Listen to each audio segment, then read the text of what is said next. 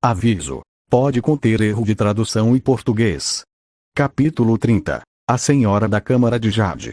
A casa abriu os olhos e olhou ao redor, seu corpo se tensionando levemente enquanto assimilava o ambiente. Ao seu redor, estendiam-se as entranhas infinitamente mutáveis e infinitamente profundas da fortaleza infinita.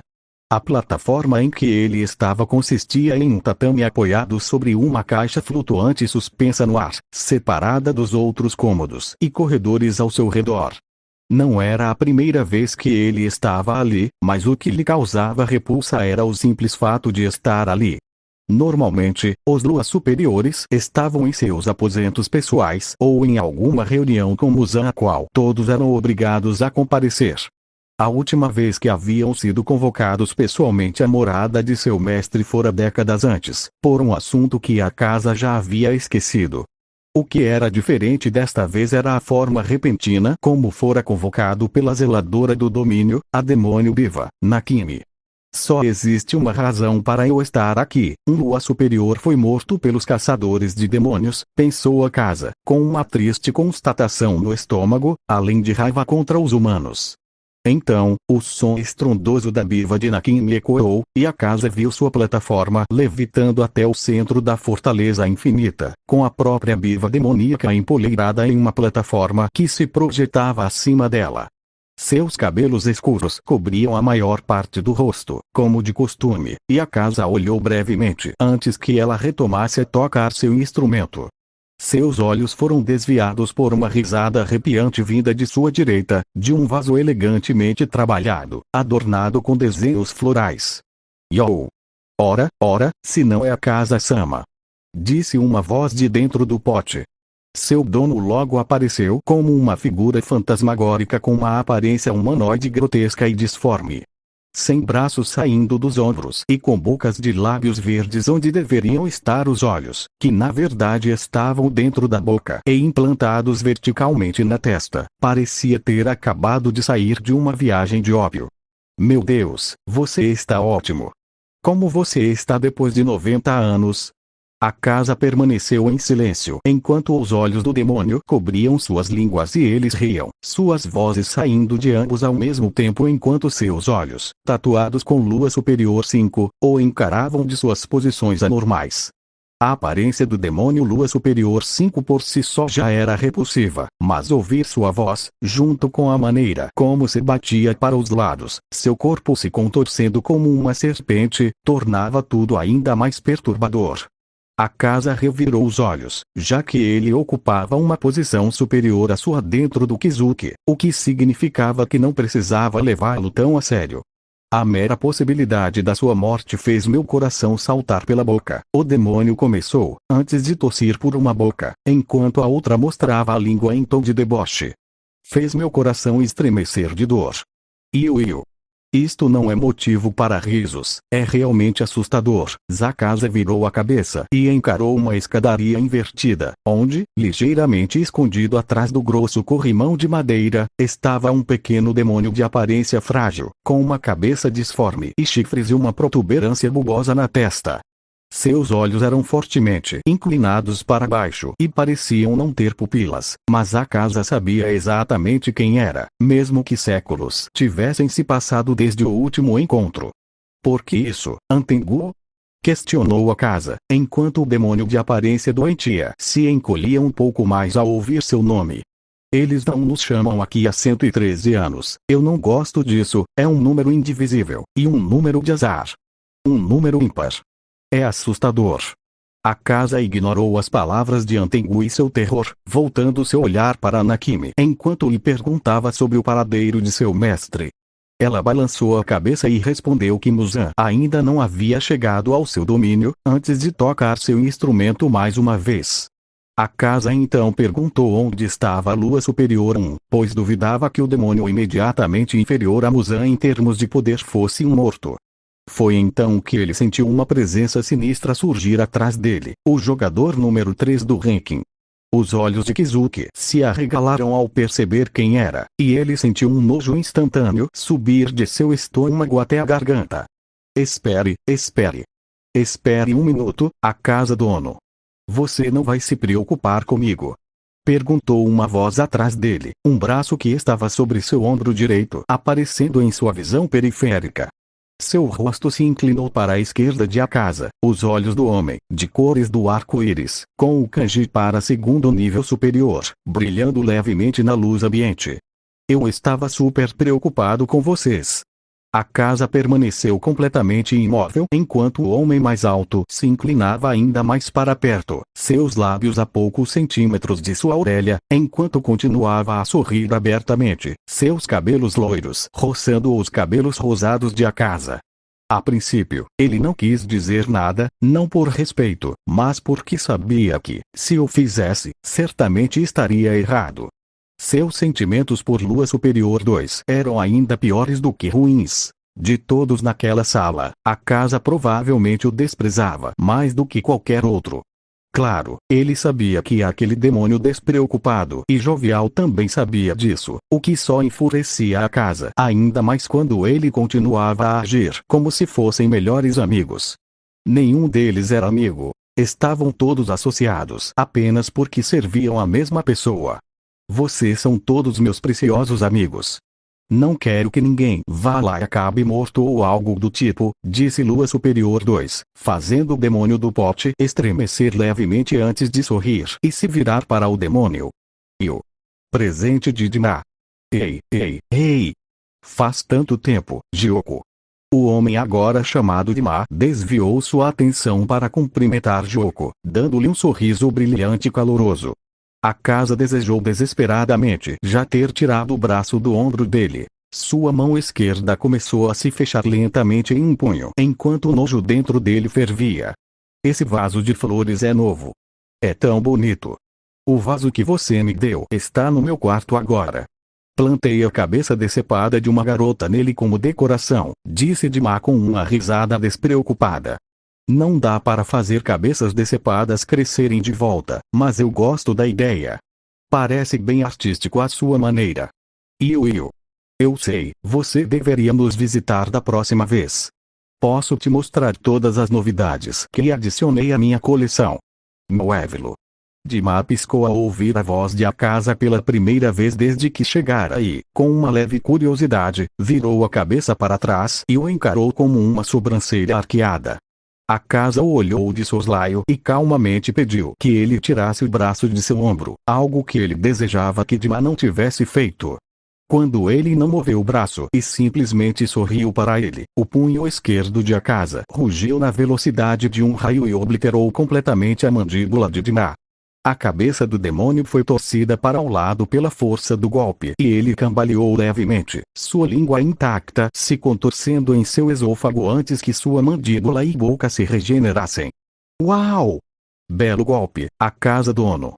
Você ficou um pouco mais forte desde a última vez que nos encontramos. Perguntou Dima, ainda com aquele sorriso que fez os olhos de Akaza se estreitarem de raiva e as veias do seu rosto saltarem para fora. Para responder à sua pergunta, a Lua Superior foi a primeira a chegar. Ela esteve aqui o tempo todo. A voz de Nakin me cortou o ar tenso e imediatamente atraiu o olhar de Akaza para o cômodo, onde uma persiana cobria a metade superior da abertura. Ali, um homem de pele pálida estava sentado, vestindo um kimono preto com estampa roxa e calças à cama pretas amarradas na cintura com um pano branco. Seus longos cabelos negros espetados estavam presos em um rabo de cavalo, seu rosto oculto pela maneira como estava sentado, encarando uma das paredes da sala. Akaza rangeu os dentes levemente por sua incapacidade de sentir o demônio, mas sabia, a contragosto, que era por ser o Lua Superior que não o sentira de imediato. Ocupar uma posição tão cobiçada entre os 12 Kizuki significava que ele tinha que apoiá-la, e todos ali reunidos sabiam que ele certamente podia. Olá Kokushibo dono. Não te vi aí embaixo. Disse Dima com um gesto, e a espinha de Akaza se arrepiou novamente ao ouvir a voz da Lua Superior 2. Kokushibo não respondeu e permaneceu sentado em silêncio em Seiza, sua cabeça e corpo mal se movendo até que ele baixou um pouco a cabeça, seus olhos se abrindo para olhar para a parede à sua frente ao sentir que a pessoa que havia sido invocada havia chegado. Muzan-sama chegou, anunciou ele em voz grave, e os outros luas superiores reagiram à aparição de Muzan no átrio central. Desde a respiração ofegante de Akaza até o grito de terror de Antengu antes de cair de cara no chão como se tivesse visto um fantasma aterrador, os luas superiores, com exceção de Kokushiba, olharam para cima e viram seu mestre em uma sala separada acima deles. Muzan estava de pé em uma bancada, olhando para um livro enquanto trabalhava com vários produtos químicos e líquidos. Uma estante de livros estava à sua direita e um cofre à sua esquerda, no canto da mesa. Para sua surpresa, Miguel também estava lá, o anjo de aparência inocente parado em um canto da sala com um sorriso no rosto, cumprimentando a todos. Muzan nem se deu ao trabalho de se virar para olhá-los. O senhor demônio estava ocupado demais concentrado em um frasco de líquido desconhecido em sua mão, usando um conta-gotas para adicionar outro produto químico em gotas individuais e concentradas. Cucuco, seu mestre está tão irritado com todos vocês que nem quer falar com vocês. Que bando de ratos inúteis. Michael riu, sua risada ensurdecedora, fazendo quase todos os luas superiores se encolherem. Nenhum dos demônios reunidos gostava dele, nem mesmo Muzan, mas a única razão pela qual ele tinha permissão para estar ali era por causa da estranha aliança que Muzan estava considerando com quem ele estava aliado. Talvez todos vocês devessem considerar a salvação, para expiar seus pecados. Silêncio. Você não passa de um convidado aqui. Se deseja uma morte prematura, fique à vontade para continuar falando. Disse Muzan sem desviar o olhar do tubo de ensaio. Michael riu baixinho, indiferente às palavras do senhor demônio, encostado na parede e sorrindo para as luas superiores enquanto esperavam que seu mestre se dirigisse a elas diretamente. Gitar está morto. A notícia, rápida e concisa, impactou cada lua superior de uma maneira diferente, semelhante à forma como reagiram ao aparecimento de Muzan. Enquanto Antengu se humilhava ainda mais e tremia de terror, e Kokushiba permanecia em silêncio por razões que os outros ainda desconheciam, Dima sorriu e deu uma risadinha um pouco mais alegre ao olhar para Muzan depois de se sentar. Ah, é mesmo? Bem, me desculpe. Afinal, fui eu quem apresentou Gitar aqui, como posso me desculpar? Vai arrancar meus olhos? Perguntou Dima com um leve rubor nas bochechas. O rei demônio virou a cabeça ligeiramente antes de balançá-la de um lado para o outro. Não preciso dos seus olhos.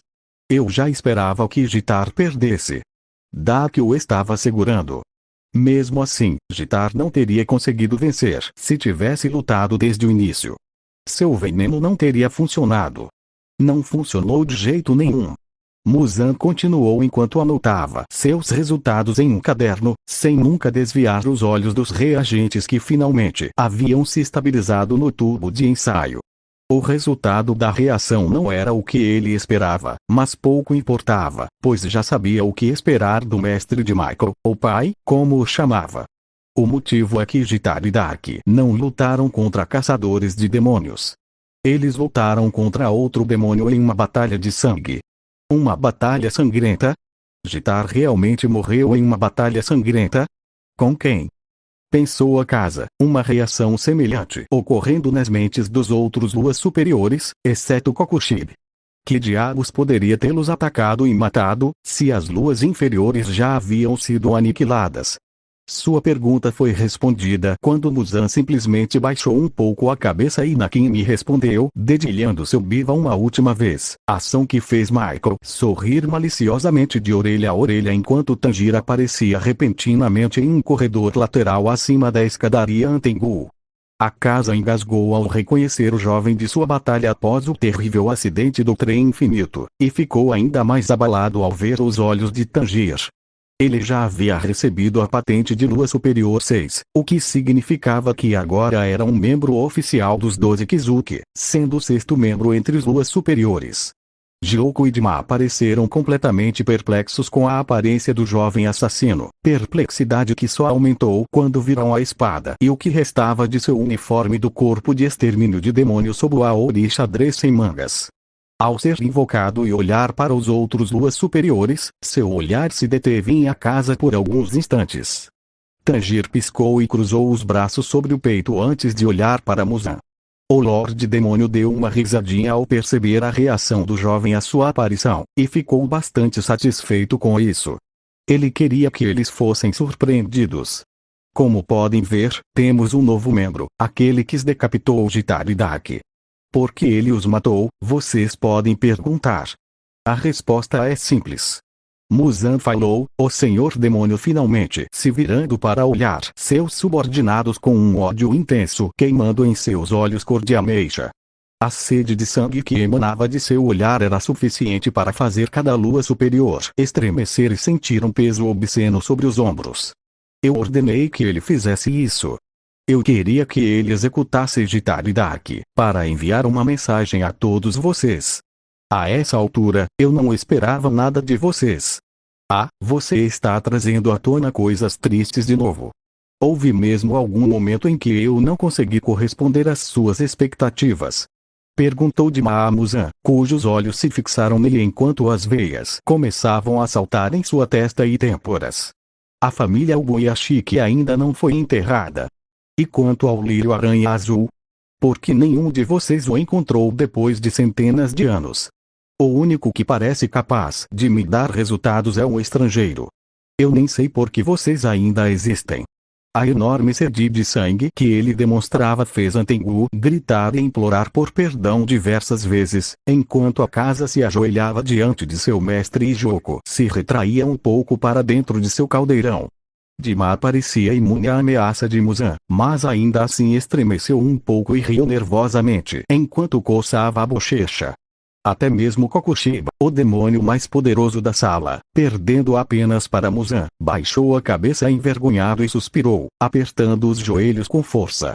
A única pessoa que não cedeu às táticas da intimidação de Muzan foi Tanjiro, que permaneceu rigidamente imóvel, com os olhos fixos em Muzan, um ato que Muzan notou, mas ignorou. Tanjiro havia cumprido sua missão, então não havia motivo para se acovardar ou se sentir culpado. Muzan-sama. Eu não sou como eles. Tenho informações que podem te aproximar da realização dos seus sonhos. Exclamou Joko, suas vozes gêmeas atraindo o olhar de Muzan para ele. Há pouco, a única coisa que eu odeio é mudança, disse Muzan. Os olhos de Joko se arregalaram quando ele se viu com a cabeça apoiada na palma da mão de Muzan. Sangue escorria de seu pescoço para suas bochechas e para a nuca. Seus lábios se contraíram quando a dor o atravessou quase instantaneamente.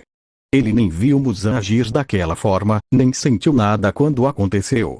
Mudanças nas circunstâncias, mudanças no corpo, mudanças nas emoções.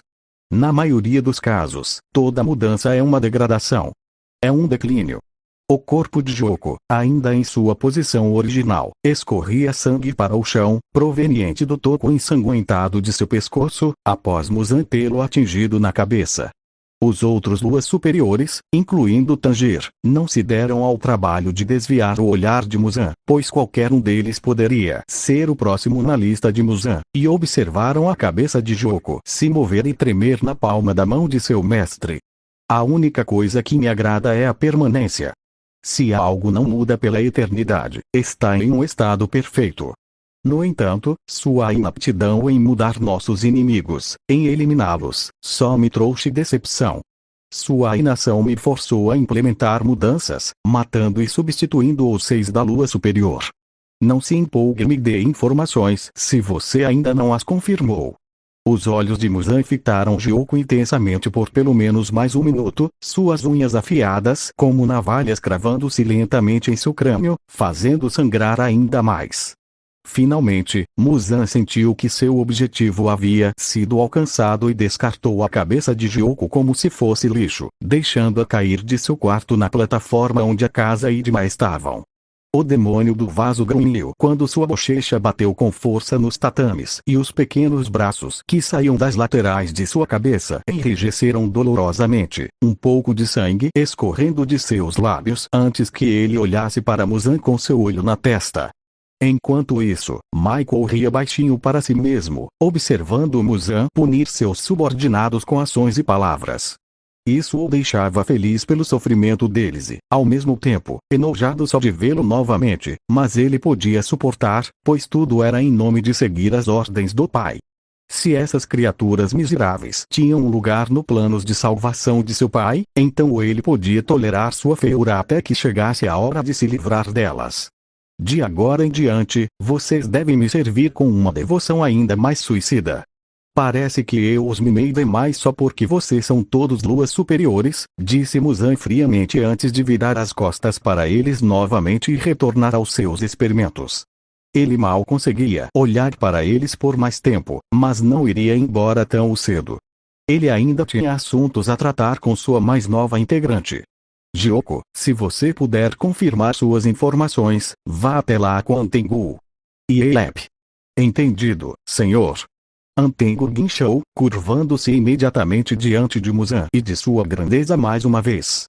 Gyoko estava prestes a recolocar a cabeça no corpo e partir com o demônio de aparência frágil quando Dima se aproximou e se ajoelhou, sorrindo alegremente para seu companheiro decapitado. A cabeça de Gyoko foi erguida pelo demônio loiro, cujo sorriso o deixou ligeiramente inquieto, antes de Dima perguntar se ele poderia se juntar a ele e Antengu para investigar e confirmar as informações que possuía. Antes que Gyoko pudesse sequer responder à lua superior, a casa apareceu bem atrás dele. Com um olhar malévolo, ele desferiu um soco na cabeça de Dima, obliterando tudo acima de sua boca e a metade inferior de suas orelhas.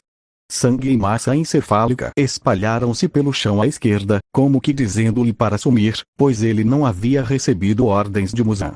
Contudo, tão rápido quanto isso aconteceu, a casa ouviu um baque ao seu lado e olhou para baixo, encontrando sua mão esquerda decepada. Nenhum único suspiro escapou de sua boca quando Kokushiba estava ao seu lado, aparentemente surgido do nada, seu kimono ondulando levemente depois que ele se moveu de onde estava sentado mais rápido do que qualquer um dos demônios ainda presentes conseguia perceber. Muzan, é claro, havia pressentido o que acontecera, mas nem sequer prestou atenção, deixando-os resolver o problema existente, pois se dependesse dele, provavelmente teria matado quase todos eles. A casa, você foi longe demais, Kokushiba murmurou em um tom baixo e ameaçador que fez Antengu gritar novamente de terror. Ah, tudo bem, Kokushiba dono. Não tenho absolutamente nenhum problema com o que você fez. Dima riu enquanto acenava com a mão como se quisesse encerrar o assunto completamente. Suas palavras, é claro, caíram em ouvidos moucos, com o lua superior o mantendo o olhar fixo à frente e a coronha de sua espada tocando o estômago de a casa de uma forma que o lembrava de quem era superior ali. Só isso foi suficiente para esvaziar completamente os pulmões de a casa, seus olhos se abrindo de repente enquanto seus membros enrijeciam como pedra. Ele nunca havia se sentido assim em relação a ninguém, nem mesmo Dima o assustará tanto. Mas quando se tratava de Muzan ou Kokushiba, era impossível não sentir o terror apertar seu coração com força. Eles existiam em planos de existência completamente diferentes do dele. Não estou dizendo isso para seu benefício, Dima, estou preocupado com o fato de que isso não só está perturbando a hierarquia, mas também criando fissuras em toda a nossa relação de subordinação. Kokushiba repreendeu. Os olhos de Dima, de cores do arco-íris, se arregalaram enquanto ele estalava os dedos e ria novamente. Ah, entendi. Obrigada por me ajudar a compreender. Ela respondeu assim que parou de rir, enquanto a casa permaneceu em silêncio mesmo depois de seu braço decepado ter se regenerado. A casa, se isso realmente te incomoda, você deveria fazer o que o jovem fez e ter um banho de sangue para trocar de lugar com ele. Ah, mas Kokushiba dono, mesmo que a casa dono quisesse, não há como ele nos vencer. Além disso, eu me tornei um demônio depois dele. Eu alcancei o sucesso antes dele, então ele deve estar se sentindo extremamente furioso por dentro. Entenda o garoto. Dima esfregou a nuca e deu uma risadinha enquanto explicava sua versão da história para Kokushiba, que ouviu pacientemente até o fim. Enquanto isso, a casa ficou ainda mais furioso, e isso transparecia em seu rosto, ao descobrir que Dima não havia se esquivado intencionalmente de seu soco e permitido que sua cabeça fosse destruída pelo demônio artista marcial. Dizer que era apenas o jeito dele de se dar bem só fez a casa desejar ainda mais poder matar Dima. Assim que Dima terminou sua explicação, Kokushibo finalmente virou a cabeça para encarar a casa e olhou diretamente em seus olhos, com o cabo de sua espada firmemente pressionado contra o abdômen. Ambos os olhos, os tatuados com kanji para a lua superior 1, fitaram o demônio de posição inferior com um olhar penetrante, e 4 olhos de luto localizados em sua testa e bochechas, abaixo dos 2 originais, se abriram, totalizando 6 olhos, para encarar a casa. A casa. Você entendeu o que eu quis dizer? Perguntou ele calmamente em um tom frio, os lábios do demônio artista marcial se curvando para trás enquanto o encarava e mostrava suas presas. Eu fiz isso. Vou te matar, com certeza. Ele respondeu sombriamente, o espadachim sustentando seu olhar por mais alguns instantes antes de desembainhar a espada. Entendo, boa sorte com isso. No piscar de olhos, Kokushibo desapareceu, e o som do instrumento Biva de Nakimi chegou logo em seguida, sinalizando a partida da lua superior da fortaleza infinita para o local onde estava antes de sua invocação. Adeus, Kokushibo dono. Adeus. Disse Dima com um sorriso, antes de se virar para a casa e cutucá-lo de brincadeira. Cara, eu acho que o garoto simplesmente não queria falar com a gente, sabe? A casa não respondeu a Dima e, em vez disso, saltou para dentro das vastas persianas nas profundezas do castelo infinito, apenas para se afastar da pessoa que mais odiava entre os 12 Kizuki. Dima tentou chamá-lo e lembrá-lo da conversa que pensava estar tendo, antes de se lembrar da presença de Antengu e Gyoko por perto e perguntar se poderia se juntar a eles. Infelizmente, a pergunta deles não chegou a tempo antes que Nakimi perfurasse seu instrumento 3 vezes, uma para a casa e 2 para Antengu e Gyoko, para que pudessem ir confirmar a informação que esta última possuía. Em questão de segundos, Dima era o único lua superior restante além de Tanjir. O jovem encarou Dima com uma expressão vazia. Ah, olá! Eu tinha me esquecido que você estava aí. Meu nome é Dima. Exclamou o lua superior antes de estar bem em frente a Tanjir, o jovem olhando para o demônio mais alto que lhe estendeu a mão. Nossa, você tem chifres impressionantes. E também é um espadachim, como Kokushibo dono. Enquanto Dima tentava se apresentar a Tanjir, Nakimi o interrompeu tocando seu instrumento e o teletransportando para fora da fortaleza infinita sem que ele dissesse mais nada, permitindo que Tanjir olhasse para Muzan e esperasse ser invocado. E Michael foi. O Lorde Demônio reconheceu sua presença erguendo a mão e gesticulando em sua direção, o que indicou ao assassino que finalmente descesse de seu poleiro, entrasse na sala do laboratório e se aproximasse de Muzan com a mesma expressão quase vazia no rosto. Você conseguiu matar aqueles 2, muito bem, Tanjir. É isso que eu gosto de ver, sucesso. Apesar dos fracassos dos outros luas superiores, seu sucesso me animou. Disse Muzan antes de olhar para Tanjir e lhe dar um sorriso. Michael escolheu esse momento para se aproximar e colocar as mãos nos ombros de Tanjir, sorrindo alegremente para Muzan e rindo enquanto massageava os ombros do jovem. E tudo isso graças a mim, que o agarrei para você. Disse ele, o sorriso de Muzan desaparecendo enquanto olhava nos olhos do anjo. Isso significa que você concorda com os planos de salvação do meu pai? Agora que você viu que tipo de ajuda podemos lhe oferecer. Podes me dar o que eu busco, como me foi prometido? Respondeu Muzan ao anjo. Ah, claro! O Pai tem o poder de fazer qualquer coisa, por causa da graça que recebeu de nosso Senhor. Ao contrário de vocês, demônios miseráveis, o poder dele não conhece limites. Vou pensar nisso, por agora, suma da minha frente. Sua mera presença já me dá vontade de pular. Igualmente, seu pedaço de lixo inútil. Michael desapareceu num instante, enviado pelo instrumento de Nakimi. Agora, apenas ela, Muzan e Tanjir permaneciam nas entranhas da fortaleza infinita, e foi ali que Muzan sorriu mais uma vez e elogiou Tanjir pelo excelente trabalho realizado. Ele perguntou ao jovem como tinha sido a batalha e se as habilidades que aprenderá com Kokushibo lhe tinham sido úteis, ao que Tanjir respondeu que sim, e que as usara com grande eficácia contra os antigos detentores da Lua Superior 6. Muzan ficou satisfeito com a sua explicação e com os resultados, levando-o a dizer que ele de facto tinha merecido os olhos que agora possuía. Você está livre para partir agora. Como lua superior, você tem a capacidade de reivindicar qualquer área como seu território. Escolha livremente o que deseja e esteja atento à área dentro dessa escolha. Qualquer lugar que você quiser. Tanjiro baixou ligeiramente o olhar, e Muzan ergueu uma sobrancelha por um instante enquanto Tanjiro consultava as pequenas lembranças que considerava úteis, decidindo onde guardá-las de forma que condizisse com sua declaração. Após alguns momentos de reflexão, Tanjiro olhou Muzan nos olhos novamente e disse-lhe onde gostaria de estabelecer sua esfera de influência. Muzan ficou genuinamente surpreso com a escolha de Tanjiro, mas após mais um momento de deliberação, achou perfeitamente aceitável e concordou. Tanjiro então inclinou a cabeça e piscou, sentindo-se um pouco desorientado, antes de ser invocado para fora da fortaleza infinita e levado para uma cabana solitária e abandonada no meio de uma floresta, em algum lugar distante de Yoshiwara. Ele esticou o pescoço em direção ao teto e contemplou a luz do sol da manhã que começava a filtrar-se pelas frestas, semicerrando os olhos.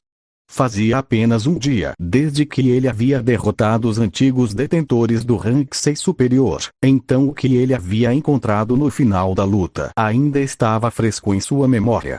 Os humanos, especialmente a jovem de cabelos pretos e violetas com auréola de borboleta, tinham vozes estranhamente semelhantes à sua. Ele tinha certeza de que nunca vira antes, nem nenhuma das outras, mas por algum motivo, a voz dela em particular, assim como o som abafado da garotinha que estava com ela, lhe pareceram estranhos. Ele os conhecia, de algum momento de sua vida. Após o término da batalha no Distrito da Luz Vermelha de Yoshiwara, e com o envio dos Kakushi para auxiliar nos danos e na limpeza, bem como para prestar socorro a eventuais feridos ou mortos entre a população, Ion, Shinobu, Tengen e os outros retornaram ao quartel-general do Corpo de Exterminadores de Demônios para descansar e se recuperar. A jornada durou vários dias, com o longo processo de levá-los até o local secreto, consumindo a maior parte do tempo. Finalmente, chegaram em casa, e uma Aoi emocionada se reencontrou com as garotas na mansão borboleta. Ela estava feliz por estar de volta em casa, onde estava segura, e agradeceu a Zenitsu, Inosuke e a todos os outros que estavam com ela por protegê-la e mantê-la a salvo do demônio da lua superior que vivia no Distrito da Luz Vermelha. Logo depois, Shinobu e Tengen deixaram suas esposas, a caixa de Nezuko e os outros dois assassinos que acompanhavam o canal na mansão borboleta para que pudessem ir a pé até a mansão de Ubuyashiki e informá-lo pessoalmente sobre os resultados da missão, em vez de deixar que um corvo os entregasse com antecedência. Antes de falar com Oyakata-sama, Koshi, me diga uma coisa. Tengen perguntou enquanto caminhavam lado a lado, seus olhos fixos na Ashira mais baixa e nos brincos de Anafuda que pendiam de suas orelhas. O que foi, Uzui-san? Aconteceu alguma coisa? Shinobu respondeu, inclinando a cabeça para trás para poder olhar nos olhos dele. Esses brincos pertenciam àquele menino, não é? Aquele que desapareceu e que encontramos em Yoshiwara. Shinobu abriu ligeiramente os olhos antes de se recompor e desviar o olhar de Tengen. O Ashira do Som sorriu interiormente, pois só a havia notado naquele breve instante. Mas ele permaneceu calmo e esperou que ela respondesse primeiro, pois estava interessado em ouvir o que ela tinha a dizer. Sim, é isso mesmo, a irmã dele me deu para guardar enquanto ele estivesse fora. Eu também cuidei dela, como você já deve ter percebido, explicou Shinobu, e Tengen cruzou os braços e assentiu. Eu fiz isso, faz sentido. Você passou muito tempo com ele quando ele chegou aqui, o defendeu prontamente quando outros Ashira, como Iguro ou Shinazugawa, o atacaram durante nossos encontros, e reagiu com bastante veemência quando o viu novamente em Yoshiwara. Então, Koshi, responda-me. Tengen continuou, o Ashira do Som parando e encarando as costas de Shinobu enquanto ela dava mais alguns passos à frente e parava também. Ele sabia que ela tinha exatamente onde queria ir, depois de verificar novamente os arredores para ter certeza de que eram os únicos no caminho, pigarreou. Diga-me por que você tem o mesmo olhar para aquele garoto que minhas algemas têm para mim. Shinobu congelou instantaneamente da cabeça aos pés, os lábios do Ashira do Som se curvando levemente em um sorriso malicioso, pois ele sabia que tinha acertado em cheio. Com os braços ainda cruzados e o olhar expectante fixo na nuca de Shinobu, ela sentiu os olhos dele sobre si e engoliu em seco, amaldiçoando-se silenciosamente por sua incapacidade de manter a calma quando mais importava. Sem encontrar outra saída para aquela situação, já que ela já havia sido vista com os brincos de Tanjiro e a caixa de sua irmã, os ombros de Shinobu caíram e ela suspirou derrotada. Então, ela contou a verdade para Tengen, do começo ao fim, sem omitir nada, exceto os detalhes mais íntimos, que apenas serviram para complementar o que ela já estava revelando. Durante todo o relato, Tengen permaneceu pacientemente em silêncio, esperando que ela terminasse antes de dizer qualquer coisa. Kosh, sua irmã acreditava que humanos e demônios poderiam um dia se dar bem, não é? Perguntou Tengen, fazendo com que a Ashira inseto virasse lentamente a cabeça e o encarasse com os olhos arregalados. Ele sorriu e se aproximou dela depois de descruzar os braços, colocando uma de suas grandes mãos em seu ombro. Você também abraçou esse sonho, não é? Mesmo que pareça um pouco absurdo. Sim, é verdade, minha irmã acreditou naquele sonho, e eu também, mais do que nunca. Shinobu disse, antes de olhar nos olhos de Tengen e lhe lançar um olhar desafiador. Ela não permitiria que ele ou qualquer outra pessoa mudasse de ideia, e não tinha medo de enfrentar as consequências de seus atos. Encontrarei um jeito de trazer Tanjiro-kun de volta. Sei que ele não estava bem em Yoshiwara. Fizeram alguma coisa com ele. Tinham que fazer. Ele jamais esqueceria a própria irmã assim. Você realmente acredita tanto nele nessa ideia? Perguntou Tengen, enquanto Shinobu mantinha o olhar fixo nele e assentia com a cabeça. Você, ou qualquer outra pessoa, não vai mudar de ideia. E eu também não tenho medo das consequências, respondeu Shinobu, resolutamente.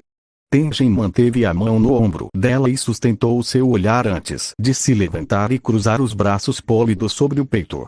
Então, deu uma risadinha suave, não de forma zombeteira, mas sim amigável e descontraída.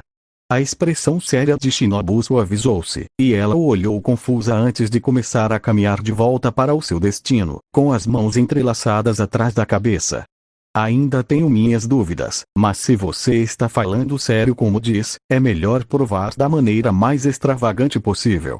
Não espere que eu te apoie tanto quanto a Kanjin, ela começou, a Ashira do Som virando a cabeça e olhando para ela antes de sorrir. Mas vou acreditar na sua palavra. É melhor você não me decepcionar, ou você vai me matar da maneira mais extravagante possível, não é? Shinobu completou a frase, a Ashira menor sorrindo levemente antes de se juntar a ela novamente.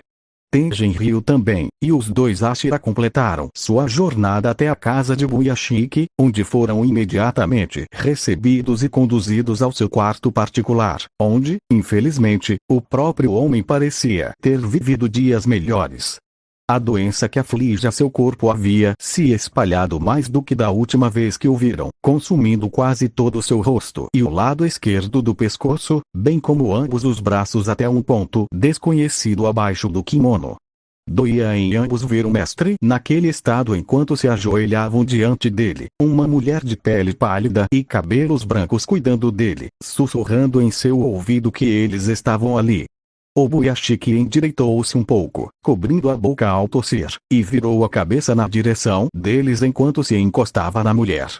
Shinobu, Tengen, é bom vê-los novamente, o que os traz aqui à minha humilde residência? Perguntou o Buyashiki aos dois Ashira, com Tengen levantando a cabeça primeiro, já que era a sua principal responsabilidade informá-la sobre a operação. A missão em Yoshiwara foi um sucesso, o Yakata-sama. Conseguimos exterminar o demônio que se escondia no distrito da Luz Vermelha, disse Tengen, com os olhos fixos no mestre, mesmo sabendo que não podia ser visto devido à doença do homem. O Yakata-sama era um Lua Superior. Um demônio Lua Superior foi morto. Um Lua Superior, finalmente morto. Trabalho incrível, Tengen, trabalho incrível de todos que te ajudaram. exclamou o mestre, arregalando os olhos enquanto uma crise de tosse viscosa o atingia, fazendo cambalear para a frente e cuspir sangue no chão à sua frente. Kaguya-sama! Exclamou a mulher ao lado dele. Tengen e Shinobu estremeceram levemente, incapazes de permanecer onde estavam ou tentar ajudá-lo. 100 anos. Uma situação que não mudou por 100 anos agora mudou. Tengen, Shinobu, Amané, vocês entendem? Isso é um presságio. O destino está começando a mudar drasticamente. Sim, é verdade, mas você precisa ter mais cuidado com a sua saúde. Amané, a mulher que o ajudara a se levantar após a crise de tosse, pegou uma toalha e enxugou seu rosto, limpando seus lábios e mandíbula e removendo sangue, franzindo levemente a testa enquanto o fazia. Todos sabiam da importância da morte de um membro da Lua Superior, pois isso poderia ser o início de algo ainda maior. Contudo, isso não significava que a saúde do mestre devesse ser negligenciada. Ele ainda tinha uma organização para liderar, mesmo que seu tempo no planeta estivesse começando a se esgotar. Essa onda de choque provavelmente está se espalhando. Está engolindo tudo ao redor e causando um tremor massivo, e eventualmente chegará aos pés daquele homem. Obuyashiki murmurou enquanto um pouco mais de sangue escorria de sua boca e descia por sua mandíbula. Todos sabiam exatamente de quem ele estava falando, seu inimigo mais odiado, aquele que eles tentavam alcançar há gerações. Kibutsuji-Muzan, nós definitivamente o derrotaremos em nossa geração. Quando ele começou a tossir novamente, Amané se virou para os dois Ashira e os acompanhou até a saída. Tengen foi o primeiro a se retirar, curvando a cabeça e agradecendo-lhes por permitirem que ele estivesse ali, antes de se levantar e lançar um último olhar de despedida para Shinobu antes de partir. No entanto, em vez de ir atrás dele, Shinobu mordeu o lábio e permaneceu onde estava, seu olhar gentil repousando sobre Amané e o mestre sofrendo por alguns instantes, o que lhe disse tudo o que precisava saber. Tente não demorar muito, você precisa do seu remédio e descansar, disse Amané enquanto ajudava Obuyashiki a se sentar novamente, seus olhos pálidos se voltando para ela enquanto ele fazia isso. O que houve, Amané? Temos outra visita. Ele perguntou antes que ela limpasse a boca novamente. Não, ainda é Shinobu, parece que ela tem algo para conversar com você, querido. Ah, mas é claro, não vou deixar que meus próprios defeitos interfiram na maneira como falo com um dos meus filhos. Shinobu sorriu levemente e endireitou-se um pouco mais, sentindo-se mais à vontade agora que só havia ela, Obuyashiki, sua esposa e cuidadora, que era tão importante quanto ele dentro da família. Sem dúvida, por estarem sempre tão próximos, ela sabia as mesmas coisas que o mestre, pois, assim como ele, Amané nunca saía dos limites de sua casa no quartel-general do Corpo de Extermínio de Demônios, dada a sua condição. Sabendo que esse era um motivo pelo qual ela se sentia segura ali, preparada para falar sobre o que havia vivenciado e visto em Yoshiwara, ela não corria nenhum perigo. Shinobu também se sentia extremamente afortunada por ter recebido a resposta que recebeu de Tengen, que inicialmente havia sido um dos apoiadores da execução de Tanjiro durante seu julgamento improvisado. O Yakata-sama, é sobre a missão Yoshiwara. Veja bem, Shinobu começou, sentindo-se confiante a princípio, mas logo se viu em silêncio. Não era por falta de insegurança, era simplesmente porque ela não tinha certeza de como expressar seus pensamentos da melhor maneira. Há mais coisas envolvidas do que aparentam. Se for sobre como Lua Superior não foi morto por nós, eu já sei, Shinobu, disse Obuyashiki com um sorriso caloroso, sua resposta fazendo Shinobu soltar um leve suspiro, levando a mão à boca. Eu também sei quem era o assassino. Foi Tanjiro, mas como você sabia disso, Yakata-sama? Como você sabia, eu tenho meus métodos, Shinobu, embora eu seja bastante limitado fisicamente, os corvos Kazugai me permitem ficar de olho nos meus filhos em qualquer lugar, eles são meus olhos e ouvidos no campo. Eu não me perdoaria se não vigiasse todos os meus filhos para garantir que estejam bem.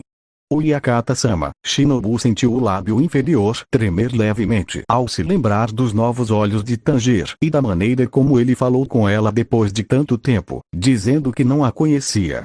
Seus ombros caíram e ela olhou para as mãos, que tremiam enquanto lutava contra as lágrimas. Ela não conseguia mais suportar tanta tristeza, agora que havia aprendido a liberá-la graças a Tanjir. Mas com ele de volta como um aparente novo membro dos Luas Superiores, isso estava começando a cobrar seu preço. Quanto tempo levaria até que ela finalmente desabasse? Você quer encontrar o Tanjir agora que ele se revelou, não é, Shinobu? Perguntou o Boyashiki, chamando a atenção de Shinobu para ele e para o sorriso gentil e paternal que ainda estava em seu rosto. Sim, o Yakata-sama, para lhe dizer a verdade, acho que algo está errado com ele. Ele não está bem. Eles devem ter feito alguma coisa com ele. Ele não fez nada. Não reconheço nenhum de nós, nem mesmo sua irmã Nezuko, não faz sentido. É por isso que preciso encontrá-lo. Quero vê-lo com meus próprios olhos, para que eu possa trazê-lo de volta para casa. Obuyashiki ouviu isso e não pôde deixar de sorrir ainda mais com as emoções que Shinobu estava revelando, o que só reforçou a impressão positiva que ele tinha dela durante sua última confissão. Aqueceu seu coração ouvi-la assim, em comparação com a forma como ela havia agido quando perdeu sua querida irmã. Por isso, no fundo do seu coração, ele resolveu encontrar a melhor maneira de lhe dar o que ela precisava.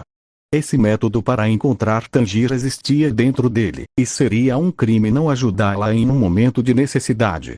Shinobu, o que vou lhe dizer não deve ser compartilhado com ninguém sob nenhuma circunstância, pelo menos não agora. Você entende o que estou dizendo? Disse o Boyashiki em seu tom calmo, porém completamente sério, e seu sorriso também desapareceu. Shinobu assentiu e limpou a bagunça da melhor maneira possível, disfarçando um pequeno resmungo no processo. Eu farei isso, o Yakata-sama.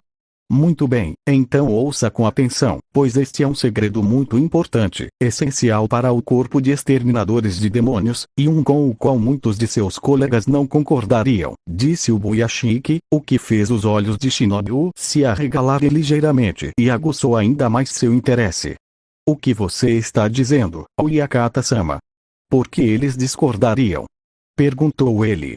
O mestre fechou os olhos e respirou fundo para se acalmar. As informações que o corpo coleta sobre o paradeiro dos demônios não vêm apenas de relatos de testemunhas oculares ou daqueles que sabem da nossa existência. Há outra fonte, uma mais secreta, explicou o Boyashiki, inclinando a cabeça para o céu. Shinobu ouviu atentamente, sua curiosidade ansiando por ser saciada pelo que ele tinha a dizer, suas expectativas formando uma ideia do que poderia ser. Aonde isso o levaria? Não posso te dizer o que é, mas há alguém que pode. É dele que recebo essas informações. Amane e o Boyashiki viraram a cabeça para a direita quando ouviram um miado suave de um gato vindo daquela direção. Shinobu foi a última a reagir ao som. O gato em questão caminhou lentamente em direção aos membros da família Boyashiki, e Amane o pegou no colo, acariciando-lhe a cabeça delicadamente antes de se virar para o marido, que sorriu novamente. Siga este gato até o que você procura, Shinobu. Leve Nezuko com você também. Ela merece saber tanto quanto você. E tenho a sensação de que ela também apreciará a oportunidade de acompanhá-la. Shinobu piscou e assentiu lentamente, incapaz de questionar o mestre enquanto encarava o gato por um instante, pensando já tê-lo visto antes. O símbolo gravado em um pedaço de papel preso ao seu pescoço era uma marca bastante singular, que ela nunca vira antes, o que a tornava ainda mais intrigante. O gato então pulou dos braços de Amane e miou para Shibou enquanto caminhava em sua direção e se esfregava nela, ronronando suavemente como se dissesse que eram amigos. Shibou sorriu para o gato e deu-lhe um tapinha nas costas antes de se levantar e agradecer ao Boyashiki por ouvi-la, embora ela mesma não tivesse dito muita coisa. Então ela saiu de casa com o gato, o animal sempre a poucos passos à sua frente e nunca tão longe a ponto de ela perdê-lo de vista. Primeiro, vou pegar a Nezuko e a caixa dela na mansão, depois vou embora, mas e a Kanao? Será que ela vai querer vir? Vou perguntar quando chegar lá. Já consigo imaginar qual será a resposta dela. 2 dias depois, Shinobu sorriu para si mesma enquanto ajeitava a caixa de Nezuko, seu olhar se voltando para Kanao, que caminhava ao seu lado, seguindo o rastro do gato alguns passos à frente. 3 dias antes de partirem da mansão borboleta, ela havia perguntado a Tsuguko se ela queria ir com ela depois de resgatar Nezuko, e a resposta, é claro, foi sim. A Ashira riu de sua resposta imediata e viu nos olhos de Kanao a mesma determinação que sentia para resgatar Tanjiro. Sem muito mais a discutir, as 3 começaram sua jornada, seguindo o gato até sua casa, cuja localização era desconhecida para ambas. Elas não duvidavam do mestre ou das decisões que ele tomava, mas seguir um gato desconhecido com um símbolo estranho era certamente algo que até elas se sentiam um pouco apreensivas.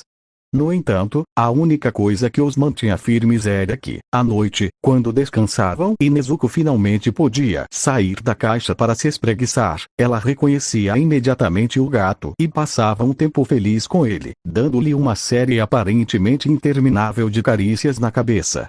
Se ela sabia quem era o gato, isso significava que quem quer que fosse o dono do gato também devia ser alguém que ela conhecia. No terceiro dia de sua jornada desde o quartel-general do Corpo de Caçadores de Demônios, eles finalmente encontraram uma casa de aparência humilde nos arredores de uma pequena cidade, aninhada confortavelmente em uma planície cercada por colinas verdejantes. O gato miou para eles, indicando que aquele era o destino, e eles se apressaram em direção à casa. Shinobu olhou para Kanao com um sorriso, e os 2 assassinos o seguiram até a porta da frente da casa, onde o gato se sentou e miou alto novamente enquanto arranhava a porta. Depois de alguns segundos, Shinobu ouviu passos se aproximando do outro lado da porta até que ela foi aberta por uma mulher mais velha com uniforme de enfermeira, que nem Shinobu nem Kanao haviam visto antes. "Aqui está você, Shashamaru, não conseguiu encontrá-lo de novo?" Tamayo perguntou ao gato enquanto o pegava no colo e acariciava sua cabeça, antes de se deparar com Shinobu e Kanao. Seus olhos se arregalaram e ela engasgou, levando a mão que usava para acariciar Shashamaru à boca. Quem são vocês duas?" "Bem, nós somos do Corpo de Extermínio de Demônios, eu sou o Koshi Shinobu, e esta é minha Tsuguko, Tsuyori Kanao." Ela apresentou Shinobu, apontando para si mesma e depois para Kanao ao seu lado. Tamayo fechou a boca e inclinou-se ligeiramente para a frente, olhando para trás, da esquerda para a direita, para se certificar de que estavam sozinhas, antes de gesticular para que entrassem em sua casa pela entrada lateral. Shinobu e Kanao entraram cautelosamente enquanto Tamayo soltava Shashamaru de seus braços para continuar seu caminho, antes de fechar a porta e ficar em frente a ela, com os braços cruzados sobre o abdômen e uma expressão serena. "Se você puder me acompanhar, levarei vocês a um lugar mais confortável", disse ela suavemente, e Shinobu assentiu enquanto ela e Kanao a seguiam para a sala comum da casa, passando por uma sala de trabalho que continha diversos suprimentos e equipamentos médicos.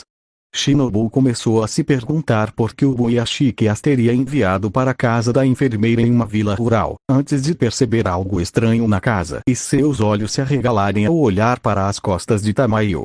Sua mão pareceu se erguer lentamente em direção à espada, antes de Tamayo olhar para ela e sorrir gentilmente, balançando a cabeça negativamente. "Eu sei, você pode confiar em mim.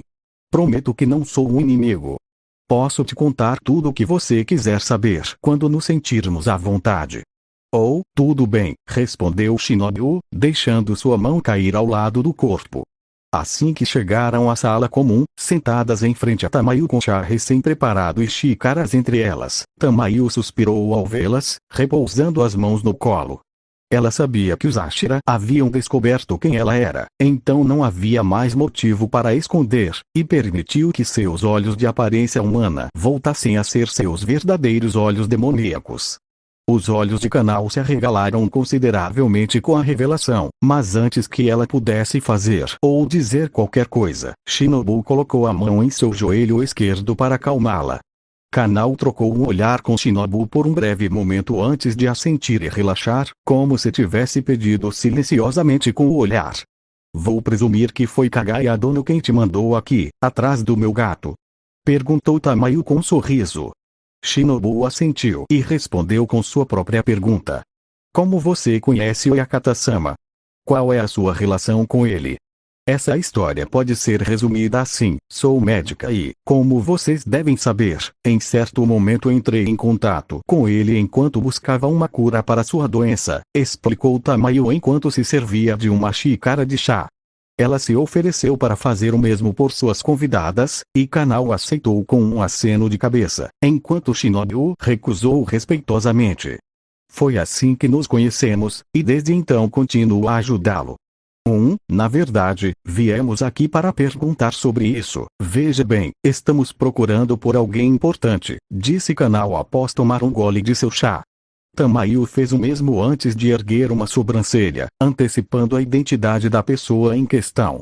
É o Tanjiro. Ele desapareceu há 6 meses e reapareceu há poucos dias, como um lua superior. Tamayo engasgou ao juntar as peças, percebendo a ausência de amostras de sangue do jovem assassino em seu gato, e cobriu a boca novamente ao pensar que o rapaz poderia ter se enganado. Então, ouviu-se um leve arranhão, e a caixa de Nezuko foi aberta pela própria garota, que imediatamente contornou Shinobu e abraçou Tamayo com força. Shinobu sorriu gentilmente, com um toque de tristeza, enquanto os observava, especialmente Tamayo, que, como uma mãe, imediatamente envolveu Nezuko em seus braços como se fosse sua mãe biológica e retribuiu o abraço. A mulher mais velha sussurrou desculpas no ouvido de Nezuko enquanto acariciava suas costas. Isso durou 1 ou 2 minutos antes de Nezuko se afastar e murmurar algo, apontando para os brincos que usava, que haviam pertencido a Shinobu e Tanjiro. Tamayo ficou inicialmente confusa com o que ela queria dizer, antes de Nezuko apontar novamente para Shinobu, depois para os brincos de Tanjiro uma última vez, antes de juntar as mãos, entrelaçando os dedos. Após alguns segundos encarando as próprias mãos, os olhos de Tamayo se arregalaram e ela encontrou o olhar de Shinobu, sorrindo gentilmente ao finalmente entender o que a garota queria dizer. Shinobu também percebeu o que Nezuko queria dizer e corou, desviando o olhar, um gesto que fez Kanao, que também havia notado, soltar uma risadinha. Então Koshi-san era tão próxima de Tanjiro-san, faz sentido, pensou Kanao, colocando a mão no peito, uma pontada de tristeza se instalando em seu coração. Ela havia admitido para si mesma, durante os 6 meses de ausência de Tanjiro, que a interação dele com ela antes de sua partida para o trem infinito havia acendido uma faísca dentro dela. Agora que sabia que Shinobu havia chegado a esse ponto antes dela, sentia apenas um pouco de tristeza, pois o que mais sentia era felicidade por seu mestre, considerando toda a dor que ele havia suportado. Ela precisava de alguém como ele em sua vida depois da morte de Kanai-san. Só de estar perto dele já é o suficiente para mim. Então Kagaya Dono te mandou aqui, para encontrar pistas sobre o paradeiro de Tanjiro agora que ele reapareceu, certo? Perguntou Tamayo, e Shinobu, envergonhada, assentiu timidamente. Sim, acho que fizeram alguma coisa com ele quando o levaram. Ele não é o mesmo. Ele disse que não se lembrava de nenhum de nós. De mim, da Kanao, nem mesmo da Nezuko. Bem, ele fez bem em te mandar para cá, porque tem alguém que eu posso recomendar que pode ajudar, pelo menos, espero que sim. O que a senhora quer dizer com isso, senhorita? Oh, céus, por favor, desculpe minha falta de educação. Permita-me apresentar-me. Tamayo sorriu, lembrando-se de que nem sequer se apresentara formalmente, dizendo seu nome e profissão. Seu próximo passo seria garantir que seus convidados pudessem chamá-la pelo nome. Além disso, ela revelou como havia curado os ferimentos de Tanjiro e lhe dado o soro caseiro que o transformou em um demônio. Ela também contou como Tanjiro vinha trabalhando com ela para usar amostras de sangue coletadas de demônios, incluindo luas superiores, para criar uma cura que pudesse ser usada em Nezuko e devolvê-la ao seu estado humano original. Kanao e Shinobu olharam para Nezuko como se pedissem esclarecimentos, e ela sorriu para elas por trás de seu bocal de bambu, acenando com a cabeça logo em seguida. Então, eu deveria te agradecer, se você não tivesse salvado Tanjiro-kun, Shinobu começou, antes de Tamayo balançar a cabeça e colocar um dedo nos lábios, sorrindo-lhe conspiratoriamente. Não há necessidade. Era meu dever como médico ajudar os necessitados, disse ele, antes de retirar o dedo e tomar outro gole de chá. Mas voltando ao assunto principal, para localizar Tanjir, você terá que se encontrar com alguém. É dessa pessoa que obtenho as informações que envio a Kagai a Dono para seu uso. Quem são eles? E onde podemos encontrá-los? Ela é conhecida por muitos nomes, mas o mais comum é Senhora da Câmara de Jadi. Além disso, a primeira coisa que você deve saber é que não será você quem a encontrará, mas sim ela quem encontrará você. Tamayo inclinou-se para a frente e colocou a mão no ombro de Shinobu, olhando-a nos olhos com uma expressão séria. Embora seus olhos fossem os de um demônio, Shinobu não sentiu medo nem apreensão da mulher. A maneira como ela falava e a sinceridade com que se expressava faziam parecer que estava conversando com um ser humano comum. Quem é essa pessoa? Ela é excepcionalmente poderosa por direito próprio. É a comerciante mais rica do Japão, tendo se mudado da China para cá para construir sua reputação. Sua rede de contatos abrange toda a nação, permitindo que ela saiba de tudo. É por isso que ela conseguiu acumular uma riqueza tão vasta, porque já sabe o que quer antes de qualquer outra pessoa.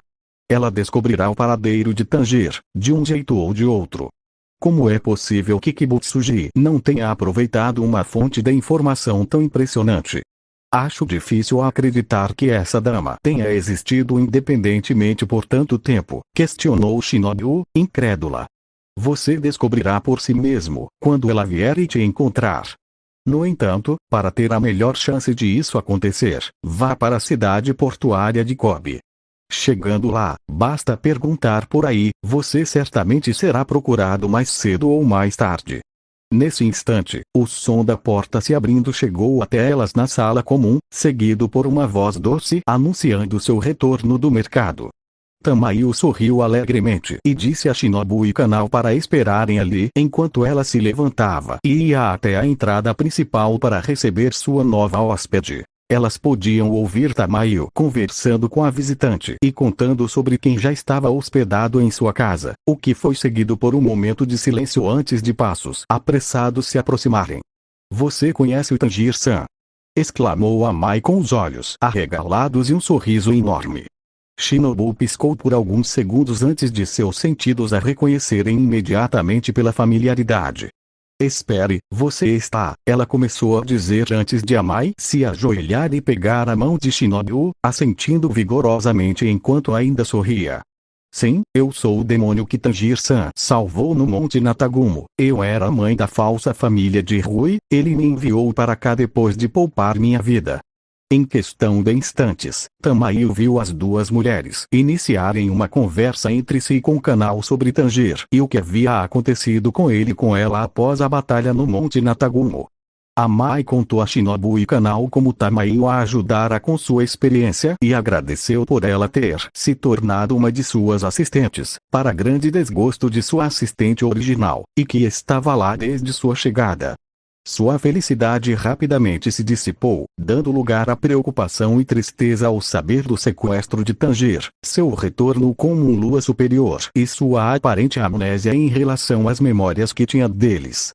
Isso tornou sua reação imediata ainda mais surpreendente para Shinobu e Kanao. Deixe-me ir com você. Tanjir-san me ajudou a chegar onde estou hoje. O mínimo que posso fazer é ajudá-lo e aos seus amigos em troca, disse Amai com uma expressão determinada no rosto. Tem certeza de que quer isso? Nenhuma de nós está pedindo para você participar, respondeu Shinobu, com Amai assentindo em compreensão, mas insistindo em seu pedido. Tenho certeza. Por favor, deixe-me ir. Nezuko aproximou-se dela depois de se sentar ao lado de Tamayo, assim que esta se juntou a elas, e murmurou algo para ela. Amai voltou a olhar para Mai a tempo de ver a garota abraçá-la pelo pescoço em sinal de confiança e aprovação.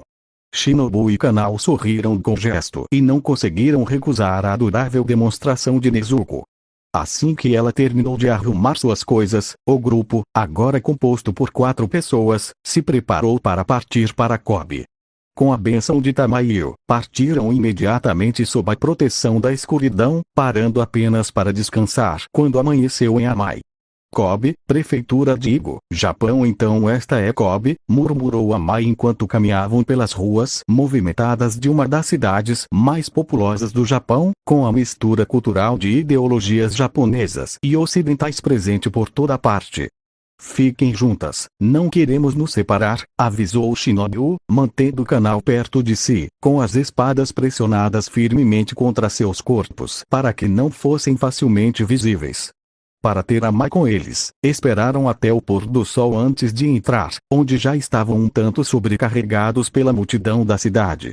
Contudo, quanto mais tempo as três mulheres passavam na cidade, mais se acostumavam com a multidão cintilante e a agitação da vida noturna.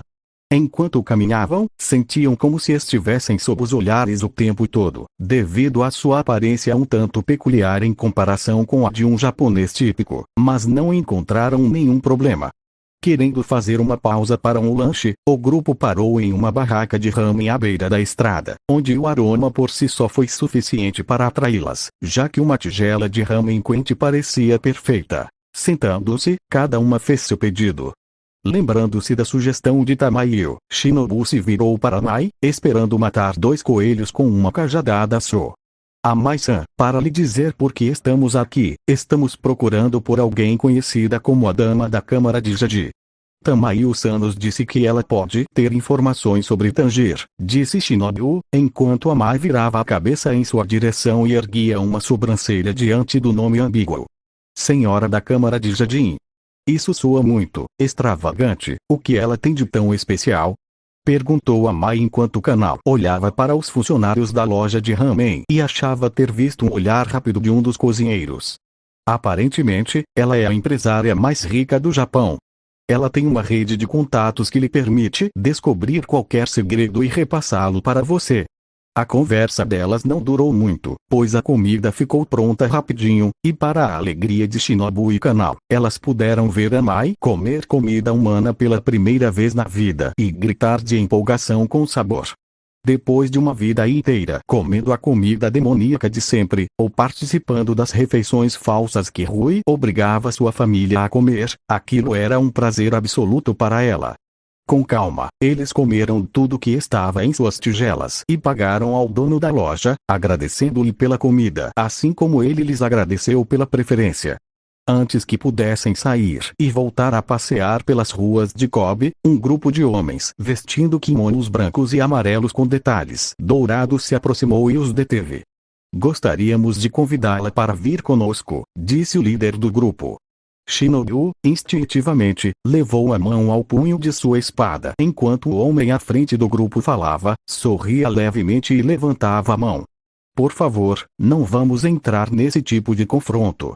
A dama deseja se encontrar com vocês, caçadores de demônios, disse ele calmamente, enquanto os olhos da Ashira se arregalavam e sua mão congelava. Então, se puderem nos seguir, nós os guiaremos até a casa de Nossa Senhora. Muito bem, abra caminho. Mantendo o canal e Amai por perto, Shinobu seguiu os homens pela multidão em Kobe, pelas ruas da cidade e por cruzamentos movimentados, até que deixaram o centro e chegaram a um dos muitos parques da cidade.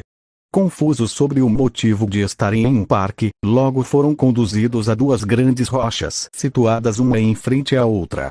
O homem que guiava o grupo estendeu a mão e pronunciou uma única frase. Uma espécie de portal cintilante apareceu entre as pedras. Por aqui para a Câmara de Jade, assassinos, disse o homem assim que abriu os olhos e deu um passo para o lado, apontando para a entrada espelhada. Vamos, apenas caminhar? Perguntou Shinobu ao homem, que assentiu e fez um gesto em sua direção. Shinobu encarou a porta reluzente por um instante antes de dar o salto de fé e ser a primeira a atravessá-la, seguida de perto por Tsuguchi. Por último, Amai. No piscar de olhos, elas foram instantaneamente teleportadas para o centro de um jardim de pedra sereno e completamente isolado, meticulosamente guardado e cuidado por funcionários, homens e mulheres, vestidos com trajes de estilo chinês, em vez de japonês. No coração do grande jardim, erguia-se uma grandiosa estrutura semelhante a um castelo, com uma única torre central e 2 terraços ao redor. As telhas do telhado da casa do castelo eram pintadas de dourado, e os degraus que levavam aos grandes portões, adornados com o rosto de um dragão, também eram contornados em ouro. Nenhuma das mulheres jamais vira uma casa construída com tanta meticulosidade, nem mesmo as casas de aparência mais grandiosa do quartel-general dos caçadores de demônios, em comparação. Ao se aproximarem lentamente dos portões de entrada, perceberam que os próprios portões eram feitos de ouro maciço, uma visão que tornava toda a cena ainda mais inimaginável.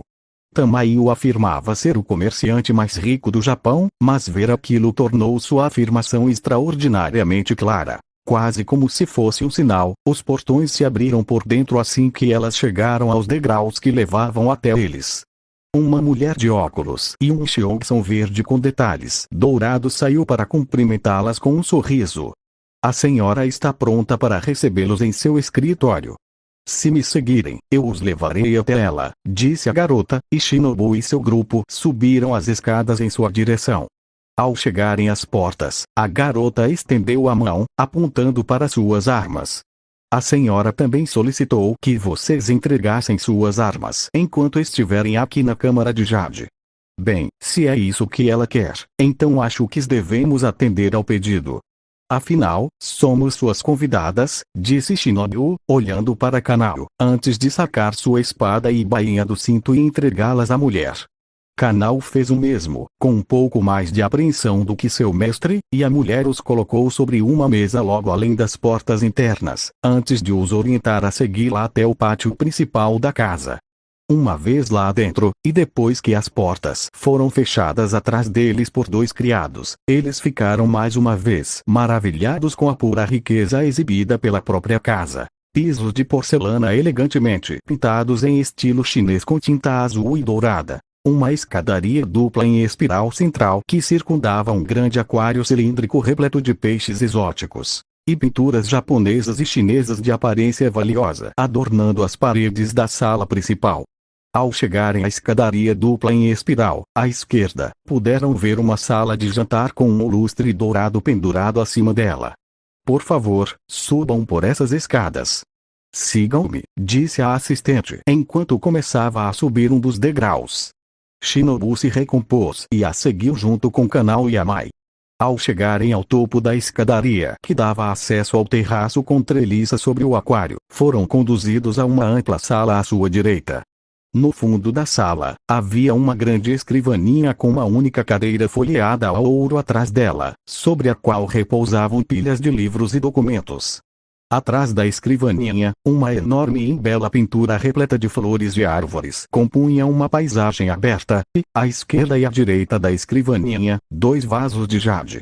Dois conjuntos de mesas e cadeiras menores estavam dispostos sobre tapetes, frente a frente, próximos das paredes laterais da sala, e perto deles, mais estantes de madeira com livros e pergaminhos, conferindo à sala uma mistura de estilo moderno e temas tradicionais. Iluminando a sala do alto, um lustre dourado adornado com luzes iluminava o ambiente. Por favor, aguardem aqui a sua audiência. A senhora os atenderá em breve, disse o assessor antes de se curvar respeitosamente e deixá-los a sós. Assim que Amai se afastou deles, aproximou-se lentamente da escrivaninha para observar mais de perto o que havia sobre ela e na cadeira, e levou a mão à boca ao ver o ouro verdadeiro usado na estrutura de madeira da cadeira. Por todo o cômodo, podiam ver mais sinais da evidente riqueza do dono da casa, o que fez com que suas expectativas sobre a aparência dele disparassem. Isto é incrível, murmurou Shinobu, completamente hipnotizada pela experiência, a ponto de não perceber a pessoa que subia as escadas. Kanao foi a primeira das três a notar a recém-chegada e imediatamente engasgou ao reconhecê-la, o que chamou a atenção de Amai e Shinobu para ela e para quem ela observava. De pé no alto da escada, seus lábios vermelhos perfeitos pendiam da ponta de um cachimbo, garras douradas adornavam todos os dedos, exceto o indicador e o médio, e seus longos e espessos cabelos brancos chegavam aos tornozelos, presos por um grampo preto. Suas vestes eram exóticas e obviamente caras. Um vestido quipau sem mangas e de gola alta com fendas até a coxa, um chale de pele no pescoço, estampas amarelas com faixas douradas e detalhes em renda preta. Seus braços também estavam adornados com luvas escuras, dignas de ópera, também com detalhes em renda dourada, o que só aumentava sua imponência. Em sua coxa esquerda havia uma tatuagem vermelha brilhante de um dragão com a boca escancarada em pleno rugido, e para completar o visual, ela usava uma tornozeleira dourada na perna direita e sapatos de salto preto simples. Quando fixaram seus olhos vermelhos brilhantes nela, puderam ver suas pupilas dilatadas, e quando ela abriu a boca para tirar o cachimbo dos lábios, avistaram facilmente as presas que ela também possuía. É um prazer finalmente conhecer vocês três, sejam bem-vindos à Câmara de Jade. Por favor, aceitem um chá comigo. Tenho certeza de que temos muito o que conversar. Fim do capítulo 30.